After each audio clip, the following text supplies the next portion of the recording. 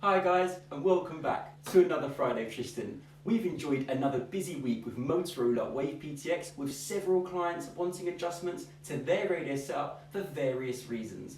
Making modifications to a radio setup is simple when utilising WAVE PTX, and today I thought I'd give you a brief insight into this. We make adjustments via the portal, and for example, if you wanted to add a new group or a new contact, we make adjustments just like so. You'd simply go to the individual, select contacts. Once the page is loaded up, select the contact you want, add and assign.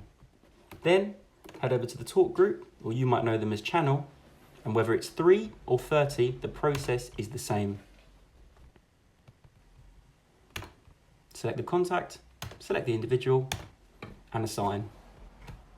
And always remember to press save.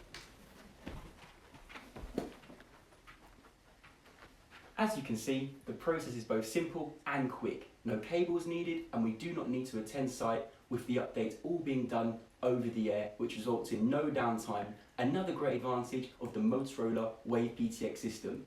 If you would like to find out more about the WAVE PTX, email me, Tristan@wire3.com. Apart from that, have a great weekend.